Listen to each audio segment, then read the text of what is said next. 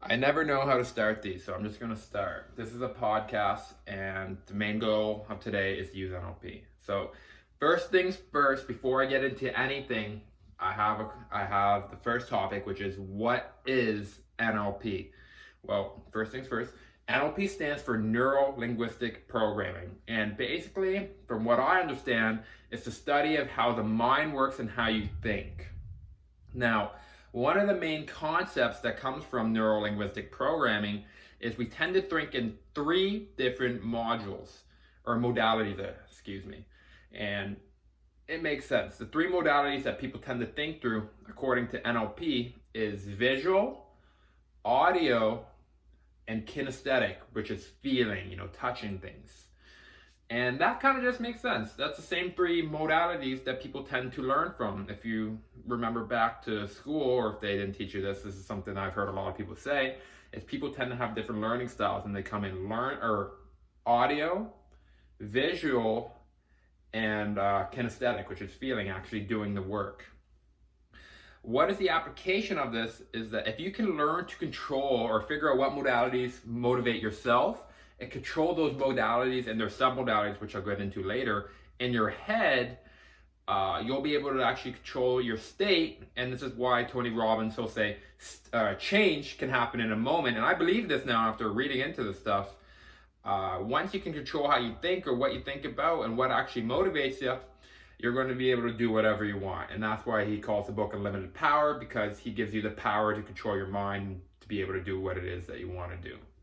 So I've already went over the three modalities, but there's another factor when it comes to NLP, and it's what's called submodalities. So you might be asking, okay, what are submodalities? So so first you got to understand modalities. So you understand that generally speaking, you'll probably, in your mind's eye, you'll picture things, you'll say words to yourself, or if you close your eyes, you could feel really warm if you wanted to, if you just pictured, I'm a picture guy, so I picture a fire around me, and that would lead me to warmth. Submodalities are the different parts of the modality. So let's just focus in on one modality, which is visual. Okay, this is the easiest one, I think, to pick apart because it's mine. And let's say, for example, as you use your visual modality, you're picturing Santa Claus delivering you presents, and that's got you really excited. But you no longer want to feel excited. So what would you do? You're picturing Santa Claus and he's bringing you all these presents and you're very excited. You don't want to be excited no more. How do you change that? Well, you can edit the submodalities of the picture you're seeing. And I'll give you a bunch of them, but one thing you could do is try making the picture a lot smaller. How do you feel after you make that picture smaller? Let's do an example right now instead. One of them for me, let's say I want to feel motivated. Right now, I don't feel that motivated. I just feel whatever. So I want to feel motivated right now. And I'm going to think to a state or experience I've had where I was very motivated, in flow. I felt very resourceful. And for myself, I know it because I thought it through. And you can take time to pause this video, think of an experience for yourself. But when I'm playing basketball and things are rolling good, I get into a state of flow. To be honest, I'm not that good at basketball, so it's kind of funny. But I do get into a state of flow when I'm playing sports, especially when I'm on a team. I know exactly where to go, where I should be running. And if our team's crushing it, especially, and I can imagine times when our team was crushing it and we were just killing, and I was in a state of flow, that's the experience to draw from. Now, how I'm going to make it so that state of flow exemplifies or appears in my life as well, I'm going to first imagine the state that's in front of me. So let's say the thing that's keeping me down is because I feel very tired and I can't do something. And the reason why I feel tired and I can't do something is because I keep feeling myself failing. I'll take that picture of my mind of seeing myself failing. I would shrink it, make it really small. I'd make it black and white. I would distort it. I would distort the audio on it. Just make it a lower resolution version of what it is before, what it was before. And then I would replace that picture. I would put it in the bottom of my mind's eye, and I would replace it and make the image of myself playing basketball, killing it with my team, huge. I'd make that experience or that visual, huge. I would see the basketball going through the net after I shot it and just sinking shots. I would see myself running, getting rebounds. I would feel myself with the air flowing over me. I would hear my teammates running, and I feel pretty motivated now. I just thought of it right now, and I'm in a resourceful state. That's how you apply NLP, and that's how change, it just happened right in front of you, to me, can happen in a moment. My internal state I feel a lot better, honestly. Now, I want to apply this to something else in my life, and I want to apply it to waking up. My bed's right next to me, but when I wake up in the morning, I am very sluggish or sleepy. It takes me a good 10 to 20 minutes to actually leave my bed, I would say. Today is 1:48 p.m. I woke up at 12 p.m. That's the last day.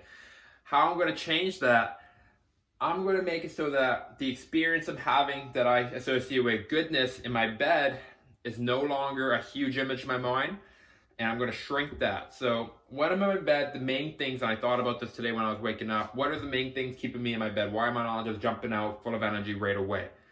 Reason number one, it's really warm in my bed. The kinesthetic, I know it feels amazing. Number two, I just picture myself, if I think of it, just looking fine, sleeping. It's just great.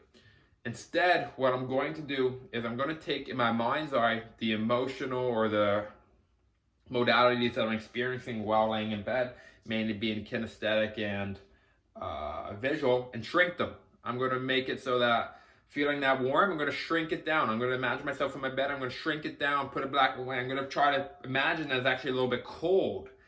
And in replacing that, I'm going to put a new image instead of myself. I chose it. What did I choose already? I think it was myself running out of bed like I used to when I was little and going down. I'm going to use it right now. I'm going to choose the emotional state I had when I was a kid, going for presents in the morning for Christmas. How crazy, how excited I'd be. I'd be waking up at 6 a.m. and running down because I want to see what Santa Claus brings, straight up. And I'm going to make that a big picture in mind. I'm going to imagine myself opening my eyes in my room and running down the stairs. I remember how I used to run down the stairs. So what I used to feel, what I used to think, and I'm just going to make it super colorful. I'm going to put it in my first person perspective so I can see myself running down the stairs, and there's this colorful and the contrast and the way things are moving. I can feel the wind even going across my face as I go down the stairs. And that's how you create change in a second. That's it. That's what I understood it from it, at least. So yeah, I was seeing if I had any notes. No. I'm going to reiterate one more time. So now, next time I wake up in the morning, I'm going to imagine in my head so it really cements, and after this video is done, I'm probably going to reimagine it 5 to 7 times. But instead, I'm going to see myself in my bed, sleeping, feeling very warm, hugging my pillow. I'm going to extend. I'm going to see that picture in my mind. I'm going to distort it black and white. I'm going to imagine it feels cold, that there's nothing good happening. I'm going to explode it with the image of myself going downstairs on Christmas morning, trying to get the presents and the excitement I used to feel, and just how alive I was moments after I woke up on those days. And I'm going to try to replicate that every day now. So I'll let you know how this experiment goes, but I expect, or at least I hope, honestly, that it goes well.